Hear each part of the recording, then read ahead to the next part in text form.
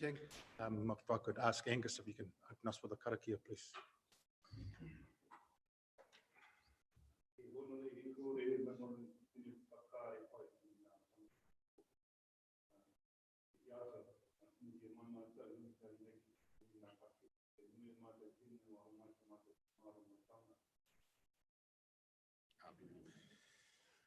Kia ora. We have apologies from Penny Brown. Do we have any other apologies? No. Moved by Councillor Sheldrake and second by Councillor Dowsing. Any declarations of interest? Thank you. Take the previous non-confidential minutes as read. Can I have a mover and a seconder for those, please? Yep.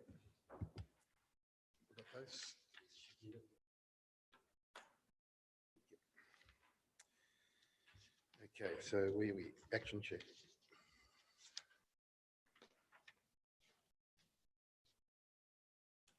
So we have a number of update reports in our action sheet. Any questions for the action sheet?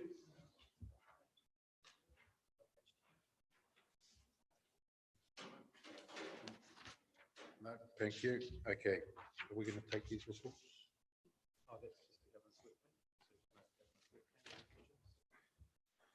Any questions of the governance work plan?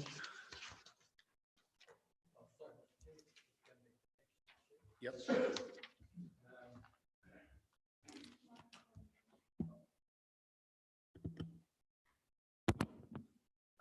Just a question on when we're likely to get that report on the risks around non-compliance. So through the chair, we've been working with the regulatory team. I'm happy to send that out of cycle or for an extraordinary meeting once we get the advice back from regulatory and from our compliance team. So when I say our compliance team, it's the ones that advise the Lifeline side as to how the consent is processing and what we're working under at the moment.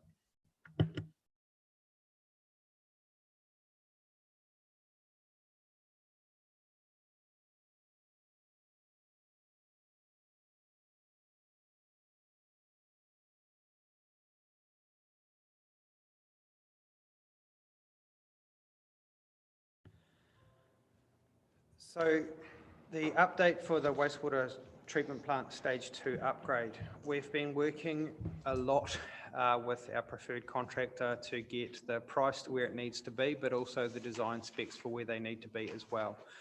So we have agreed the process going forward with them, and the reason for my hesitancy is because this is public and we're still in commercial negotiations with them.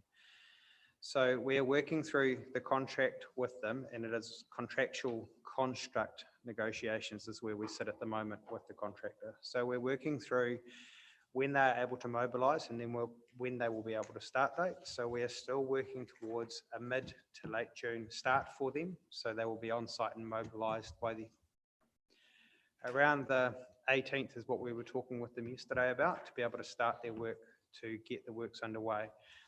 We will take delivery next week of our tertiary filters. They've landed in Napier. It's which day they'll get here next week, and then they will go into storage for us out at Waipawa. So Waipawa has been used as a bit of a staging area for us. The Waipawa Waterworks has a large area of land out there. We've got some really big sheds, but also we've got some really big concrete hard stand that will be storing the clarifiers and the tertiary filters on. So we're hoping to take delivery of those on Tuesday next week to Waipawa. So we have those early works components that we've previously purchased. So they are here and they are ready to go. I'm happy to talk through some further detail with the councillors offline about where we sit with the contract, but obviously given the numbers that we're talking with our preferred contractor, and I'm aware that they watch these live streams as well. I'm not that keen to play my hand on the live stream before we've actually finished the negotiations with the supplier for where we sit at the moment. Happy to take any questions on the report, and apologies if that update's not the detail that you were after, but we need to complete the contract negotiations, and this is a very large contract that we're working through. Councillor Wolfsnott. Thank you. I think what I'm going to ask is not going to be confidential. Can I just ask you to explain how a pain gain component of a contract works? So one of the things that we're working through with McConnell Dowell is around the contract price and where it fits in. So as you're aware, we have a tight budget for this project that I know that we're going to be held to account for if we do not stay within. So with the earthworks and things that are there, what we do is we set a fixed price with the contractor for them to get it within. With normal contracts, they can apply for variations with a fixed margin that applies to those. So what we do is we hit a fixed price once we have the level of detail that we need for it, and we agree on that fixed price. If they come in under that, then that's their well done. It has to be to our spec and we're okay with it. If they go over that, then they have to do it for cost. Cost is where it really hurts, because if it's done for cost, it means they have to pay their corporate overhead, they have to pay their margins, they have to pay their contractors. We don't pay that extra part of it. So that's a traditional pay and gain contract. So it's commonly known as a TOC, or a target outturn cost contract. So we're working through which model is the right one for us on this job at the moment, and working through whether or not that's going to be the most suitable way for us to take this contract forward. Councillor Delson. Thank you. Just in general, and from details in the paper, we've only had one applicant that met the criteria. Are you happy with the procurement process and the procurement plan to date? We've seen in other projects across council that we've been able to make significant reductions for, say, design and build options. I know we're a way into this project now, but is it meeting your satisfaction, the procurement process? So through the chair, the project of this type is quite difficult for a design build partnership to be done in this way for this project, just given the different skills that are being consortium. So we've partnered with Becca, who are our trusted designers when it comes to the wastewater treatment plant. The procurement approach, when we put this out to market, we'd also done a fair bit of market research before we put it out to market. So we'd tested and we'd been in touch with a number of the major suppliers across the country to give them early notice that it was coming out to market. We were all told that it's a very tight market at the moment, and we knew where some of the big contractors' resources were tied up and that they would be too tied up for this. What we've done externally, and part of why this process is taking time, is because we've also gone through and we're externally benchmarking the prices that we're getting back from McConnell Dowell on the items. So when they give us their schedule of quantities to go through and their works program, we've been externally benchmarking that against other prices across the country by an external supplier who's been reviewing to make sure that we're actually getting value for money for what we're talking about. So that's right from what we're paying for their staff on site, their overheads, right down to their PPE and what we're being charged for those kind of things has been taken into consideration. We've also checked their profit margins against the current rate, but then also looking at what we're getting procurement for. One of the big things we're also doing with McConnell Dowell is checking the prices that their subcontractors are supplying them with as well, because a lot of their subcontractors are our contractors. So we're making sure that we're getting similar rates between the two. So it's quite a partnership approach for what we're doing with McConnell Dowell, where it's open book. We know exactly what they're going to make. We know where their profit is. We know where their P&G is. So we're quite inside the tent when it comes to how they're putting the price together. So sorry, Councillor Delson, it's a long response to your question, but I'm happy with the procurement approach and the way it's working at the moment. Any further questions to that report? We need a move and second. Can I have a mover and a second for that? Councillor Sheldrake, second, Councillor Dowson. Those in favour? Those against?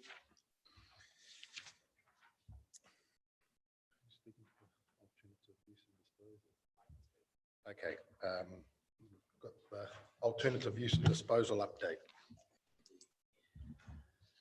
So through the chair, this is unfortunately where the committee's going to wish that we still had Wolf staying on staff, because you're going to get sick of the sound of my voice. So I'll speak to the alternative use disposal very quickly. So we have been working through, and you can see this is to reassure the committee that this has been included in the long-term plan going forward, that we have the funding that will be there for AUD going forward. As we said to the committee sorry, a couple of meetings ago, was around our focus at the moment has been around refining off the mortuary waste and how that can be enacted should the bylaw go through at the end of this month. So a lot of the work has gone into the background around the design and the process for the mortuary waste, and that's why you'll see a lot of this paper. The reports that sit in the back there are focused on that because that has been the focus of the AUD team and also of the Kiwa group as well, to make sure that we have enough input, understanding to know exactly how we would take that process forward around the separation of mortuary waste should the bylaw get approved at the end of this month. So I'm not sure, there's some quite big attachments there. How you'd like to speak to those, committee, or do you want to take them as read, or would you like to discuss them? I'm fine either way. Councillor Foster. Just on page 18, it mentions about having a partner to attract the extra money that we're needing. And it says it needs a recognised research institution. Is there a local recognised research institution that we could partner with, or do we have to go external? So through the chair, it'll depend on which expertise we're going to try and go for. As part of that, we've tried to do everything as locally as possible. It will depend on which inputs we're looking into when it comes to the AUD as to who we partner for which components of it. So ESR have done huge work for us in the past around AUD and looking at suitability. We've also done a lot of work here with local firms like Denature as to how their inputs can be used as part of those things to inform those decisions going forward. We'll be looking to see how we're able to get funding from externals and what they can bring expertise-wise, but then some of those Crown Research Institutes also have funding to bring to those as well. So it'll depend on which avenues we take to go forward as to how we'll be able to, who we leverage with or who we partner with for those things. Just to follow on with that as well. So this is about the application for funding. Is there an opportunity for those partners to be helping with the research here locally with local industry to try and further our AUD process? Because I think for most of us around the table, we're sitting here thinking that the AUD has got so much potential, but we're not really getting the information we really like to hear. We want some progress happening pretty fast, and and it would be nice to know that there's some uptake and interest from businesses out there. But so I'm hoping that if there is a partnership, it's going to help fuel some progress. Through the chair, we'll happily partner with anybody in region. Anybody who's interested, please call. Councillor Dowson. Thank you. 2 points from page 18. Number 7, finding a wetland site has been elevated to the highest level as Chief Executive and Mayor. It would be very good to get a report back on the approach that is being taken for that. I think this committee may be able to offer some insight into what might be acceptable in that approach. The other thing is number 8, a draft project plan for AUD has been developed.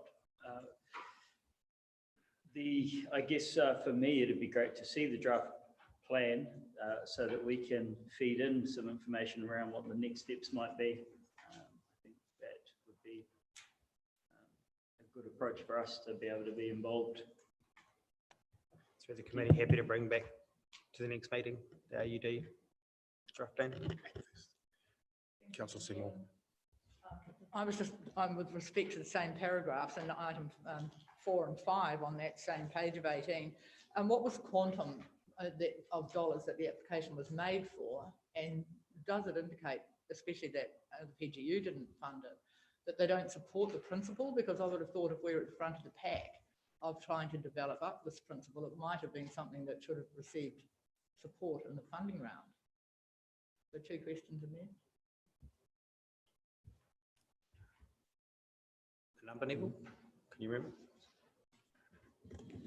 The application for the funding was actually done with Wolfgang and the team, and it was on the basis of additional research and quantifying the economic options. I know the Business Roundtable have done a review of that previously, but it is the total economic and analysis along with it, and also the science behind the alternative options like a MAR type project as well. Sorry, through the chair, I can answer. I've found it. It was a request to the PDU to look at a feasibility study. The feedback was, and it was $400,000 around feasibility study for the alternative use and disposal. It was declined because the PDU wasn't supporting feasibility studies. They wanted spade ready projects at that stage. So it wasn't at a stage that they were able to fund it with their current criteria. So supplementary, Mr. Chairman, it wasn't actually for the funding of the project, it was merely for the feasibility study and any development. And obviously the purchase of land, that comes some substantial dollars over and above whatever that sum of money was for. So through the chair, that we don't have a feasible option that we can bring to the table yet around the reuse of wastewater within Tairāwhiti. We haven't got that. So the funding was to further develop up a couple of options that the Chamber of Commerce had been working. They had funding 2 years ago to complete that piece of work. So it was taking that and moving it forward where possible and approaching industry to try and achieve an option that would have been viable as what the funding was looking for, because that's what we're still searching for. Thank you, Mr. Chairman. Councillor Sheldrake. Yeah, that really answers what I was going to say, but all I can say in addition is that long-term plan consultation, people are certainly interested in a site of the wetland and where to next. I don't think we can just sit on that for too long without a bit of direction. Thank you. Councillor Worsnop. Yeah, I just really want to say I can't wait for that roadmap in September. I think that's going to add a lot of value to this conversation, and we need it to a certain extent almost yesterday, because while we're presuming that everybody needs a wetland and needs polished water, there are a lot of users that may not, and we need those on-ramps and off-ramps shown because, for example, any potential partner, do they know, is there going to be a cost attached with adding that, accessing that water, or is it going to be, worked in some other way? There's a whole bunch of things that go with that are probably acting as barriers to potential business opportunities, or partners looking. There's a lot of people that have a lot of business enterprises that use a lot of water, but we need to articulate exactly what specifications come with what we've got in order to get some uptake on that.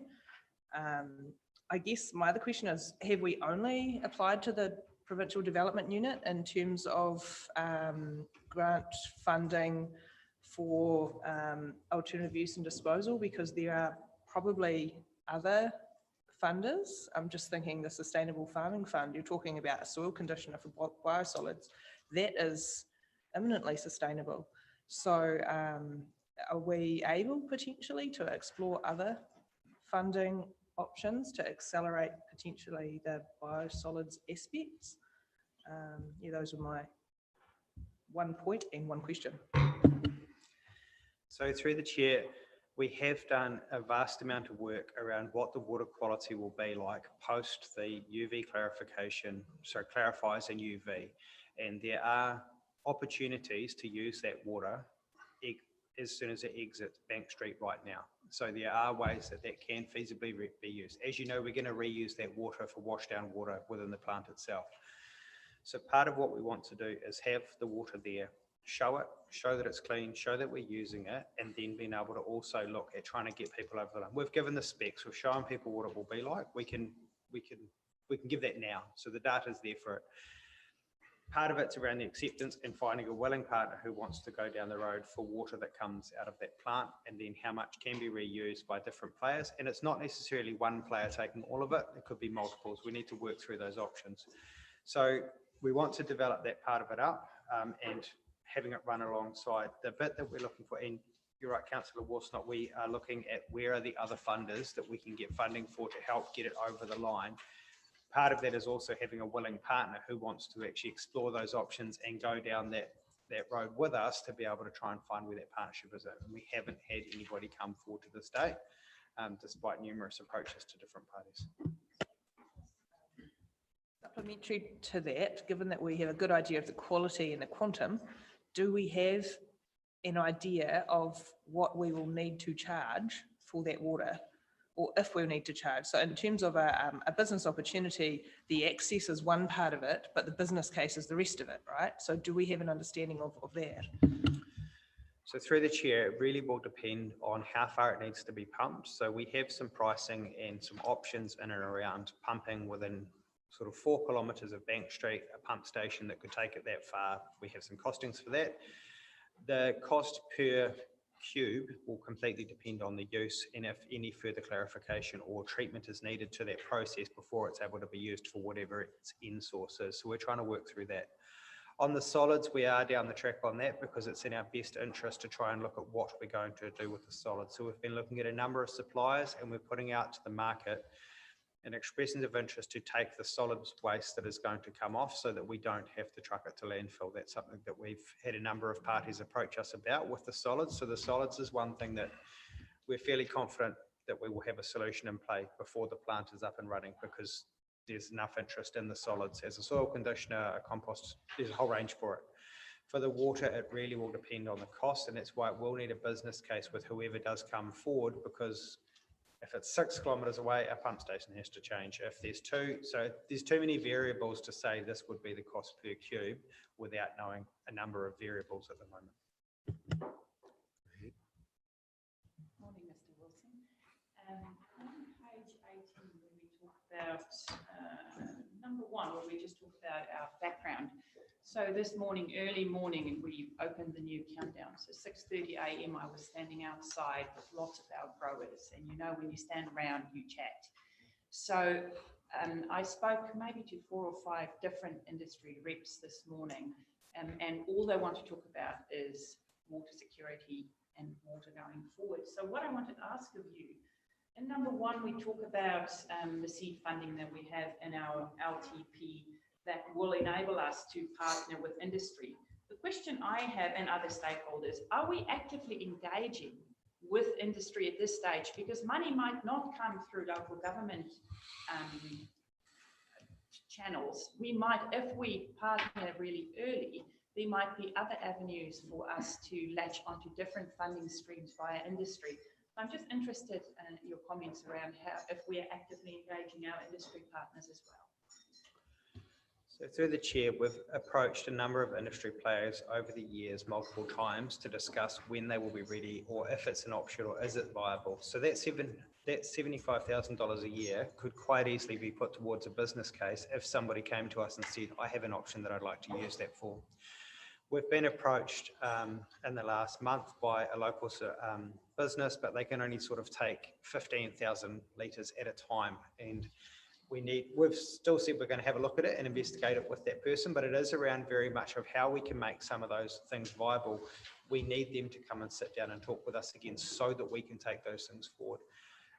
We've approached a number of businesses and a number of times been told, no, we're not interested, no, we're not interested, not yet, not yet. But everybody has acknowledged the issue, heavy worship around water is the new gold. We know we will need this in time. It's how we transition that over to having somebody stick up their hand and actually walk down the business case with it. And we've offered with industry to say, we've got the funding there for the business case. We have all of the information to feed in.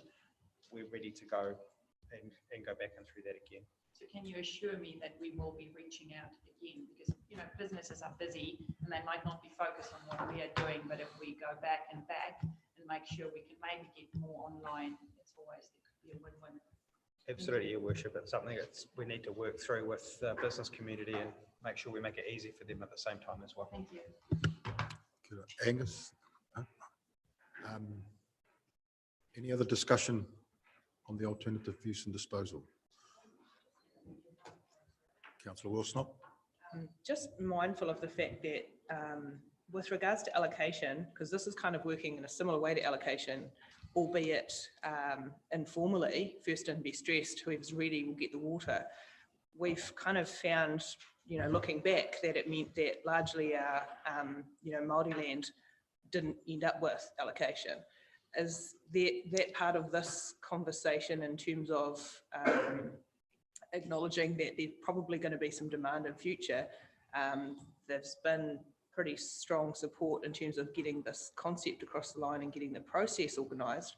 but what is the likelihood of, I guess, our iwi partners or just Māori agribusiness being, or any other business for that matter, being ready so that we don't end up with kind of a repeat of the allocation issues? Through the chair, any business proposal that we would have has to come back through the WMC and up to council before we'd be able to take anything forward. So at the moment, the direction that we have from council is that we are to proceed until we find an economically, environmentally sustainable use for that water, which will come back to these tables for approval before we were able to go forward with it. And allocation would be a big part of that to make sure that there's an equitable distribution. And as you say, Councillor Warsnop, that somebody's not first and best dressed to be able to take that water for those uses. At the moment, I'll be honest though, we want someone to talk to about this so that we can then start the ball rolling on making this a reality, and then looking at how that comes forward will be a decision for these tables. I guess I will observe that the potential solution lies in the wider networks that we have, and whether that be the Sustainable Farming Fund, wider business, or the various iwi initiatives that are happening around. So I think the opportunity is for us as a wider group to champion the use of this resource in the future. Any further discussion? Councillor Akahata. Thank you so much, Mr. Chair. I was just following what you've just said, really, as I looked through the report and have heard the answers to questions, the impetus to timeframes, because I know we have so much work scoped in this space of council and community. So I guess when I hear some of my more learned older councillors talk often of things taking a long time, having sat around the table sometime. So can we say this has been in the plans for the 2021 to 2028 LCP? Are we looking at seeing something happen significantly in that time frame, or it is just that with the impetus as we keep pushing and charging forward to try and get the funding, the partnerships, the stakeholders? Is there a time that we can tick off something significant? Through the chair, we want to get this over the line. This is something that we're working to try and actively do. As the only thing we've said to this committee has been that for the first half of this year at least, we've been completely focused on the wastewater treatment plant, and that's been at the detriment to some of these things here. We've spent the allocation for the financial year that we're in. We're about to go into a new financial year, which means we'll have new funding and hopefully have resource to be able to move forward with as well. So we have been working through, and for this financial year, the committee would remember there were a number of reports that were commissioned to help feed into the alternative use and disposal, which have been through this committee over the previous year. So we haven't sat on it. We have been moving forward to make sure we get to where we are, but it really does depend on having a willing partner to be able to move this forward with, just given the volumes of water we're talking about. Councillor Warsnop. Sorry, my last question. I've just realised that there's not another paper that this question is relevant to, so I'm going to raise it here. The question is around the Three Waters reform and what that means for this committee, what it means for alternative use and disposal, what it means for allocation. Like how does and where does, I notice it's not necessarily in our action sheet, it's not in our governance work plan. At what point does that conversation arrive at this table? Because the government's direction as it stands would make this committee obsolete, potentially. So through the chair, the Three Waters reform, we are still waiting to see what the proposed model looks like that coming out of DIA for consultation. One of the things that we do know is when the reforms are announced, there will be a period for councils to consult with their community and with mana whenua as to whether or not to opt into the water services entities or not. And it really is, we're in a holding pattern until we see the cabinet direction and the cabinet papers that come out. But as you say, Councillor Warsnop, it would have a very big, we've raised with DIA the impacts of a water services entity, given the consent condition requires this committee. as part of the resource consent, which is not what would happen under a water services entity. It would be a very different construct. But until we see the final designs of what that looks like from Cabinet, we don't know how it's going to impact on us as councils until we've seen what it looks like and we know that what it would be that we'd be consulting on. A little bit out there, but given that this table is has representation in a way that council's other committees do not, and the water services bill and the Three Waters reform is going to have an enormous impact on our not only our wastewater but water generally. Are we able to perhaps consider expanding the remit of this committee so that as council works through these questions, we have the ability to respond in a way that is including the people that we want to take with us and consider on this, I guess, journey? So through the chair, the Three Waters reform will require council to consult with mana whenua. So we will be required to consult with our iwi partners as part of our response as to whether or not we opt in or out of a water services entity for Tairāwhiti. We've previously made the undertaking to update this committee once we get the reform packages through, so that this will be one of the forms in which we will be consulting with mana whenua, and particularly in regards to the wastewater changes that are going to be done through. But there will be a very wide-ranging and prescriptive approach from DIA as to how council will respond when it comes to the requirements for the water services entity. Councillor Dowson. Thank you. Just a comment on Councillor Warsnop's point around the large changes that are coming. For me, we're trying to work on a pioneering project nationally in this context, and it's saying that we're underfunded to achieve. The issue will be that whatever the new structure becomes, there will be an emphasis on reuse of water, and if we continue our process and are in a strong position when reform happens, then our project will be prioritised to continue, and we will be able to take control, take the lead on this. If we're underdeveloped, then someone else will get the opportunity to pioneer a water reuse project. So for me, the important thing around AUD is to progress our understanding and knowledge of what we're trying to achieve, so that we're in pole position when it comes to whatever the pioneering project is in the country. Councillor Sheldrake. Just raises a question, should this committee be called simply the Water Committee than just Wastewater Management Committee? So through the chair, just the terms of reference for this committee are set by the resource consent. So the terms and conditions of the resource consent stipulate the mandate of this committee. It's not one that's able to be changed easily. Any further questions or discussion? Ronald. Mr. Chair, I'd just like to support Kerry's proposal. I think front-footing this is the way to go, but there are other tools that council have at their disposal to set up this forum, LRB being one. Thank you. Any further discussion? Thank you. Can I have a mover for that paper, please? Councillor Foster. Narangione. Those in favour? All right.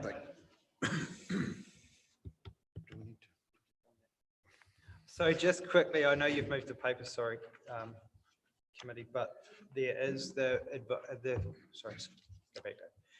committee asked for further detail around the mortuary waste Wisconsin mound and how that was going to work out at Tariheru. So you can see the appendices there has that information that you requested, and I assume adequate detail for what everybody was after, given it's about a 50 or 60 page report.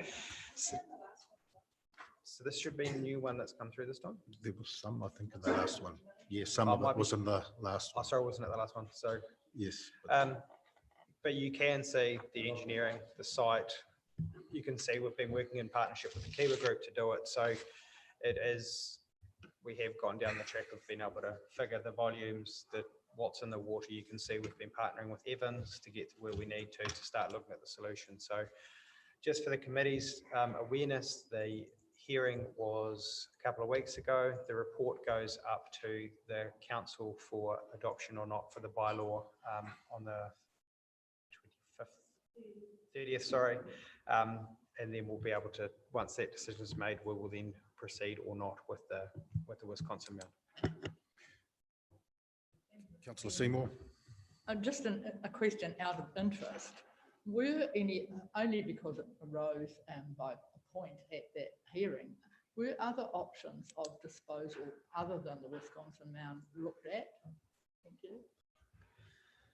So through the chair, we discussed other options than the Wisconsin Mound back in about 2015. A lot of those were dismissed quite quickly because of the volume of water and finding suitable sites for being able to deal with those. So there are other options from a practitioner's point of view to reduce the amount of water. There are also options around taking water and disposing of it into the Urupa where the body might be going, for example. Those were discounted quite quickly once the volumes of water were discussed, but then also the practicalities of some of those things. It was dismissed quite quickly. It wasn't a practical way of doing things. When it comes to the reduction in water for the process of embalming, we have been working with Evans around that. We've talked to other suppliers around how that could be done, and there are ways to do it. But the preferred method is the one that Evans are using at the moment. So that is the one that we are catering for because we know that that's the way that they've decided to look at it. Thank you. So supplementary, I mean, this is really interesting, and I don't think even councillors have seen this level of detail in the past. And it is really interesting, but I'm just curious because I've become involved through the hearing. At page 7 of the, well, it's 90 of 110, around visiting the site and working at the mound. And it talks about a very first bullet point, elements that allow for private interaction with the mound as well as public gatherings. I can't quite grasp how, I mean, at the end of the day, it's difficult to talk about. The water that is actually going to go to the mound is not going to be separated from other person's water.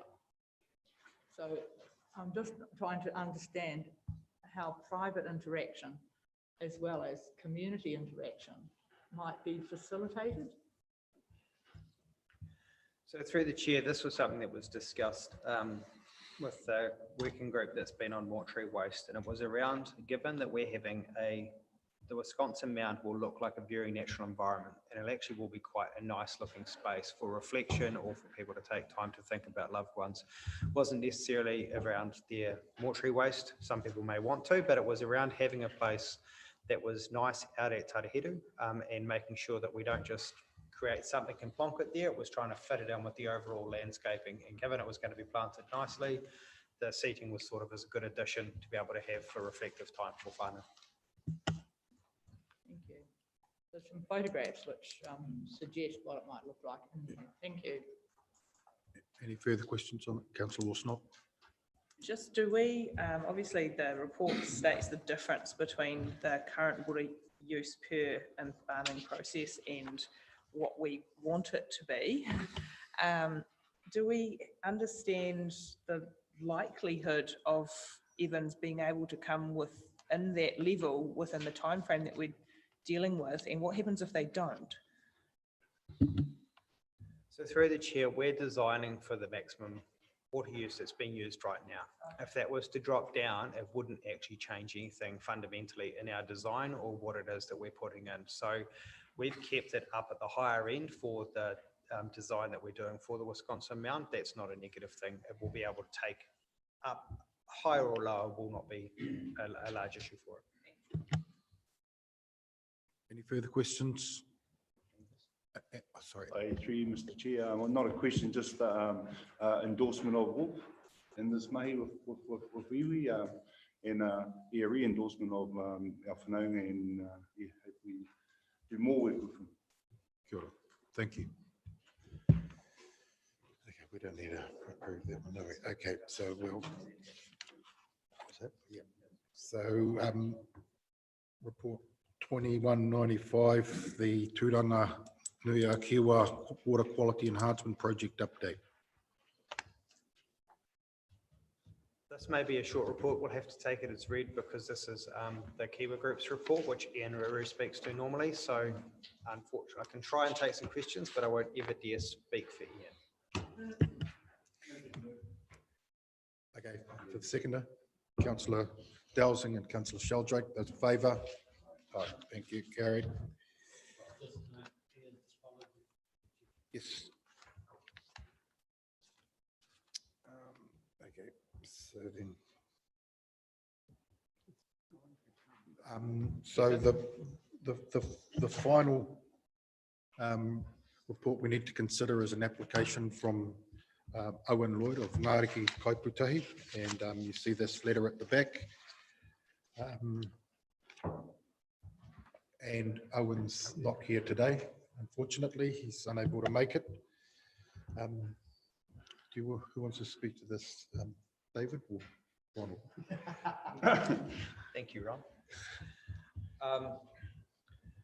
Through the chair, we have had this request from Owen and from Ngāriki, and it's something that I think we need to discuss between Ron to take away with myself and bring back to the committee once Tūranga Iwi have decided what representation looks like on the WMC. So I don't feel that's something that we as staff should be doing. I think it's something that Ron and I can take offline, and we'll bring a paper back to this committee around representation for Tūranga Iwi.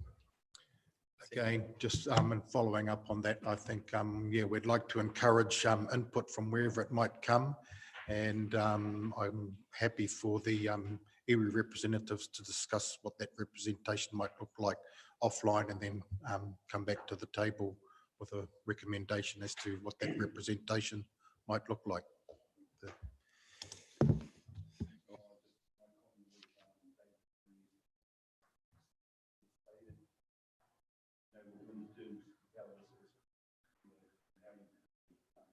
Yes. Thank you. So could I have a mover for that? Councillor Dales and Councillor Foster, those in favour?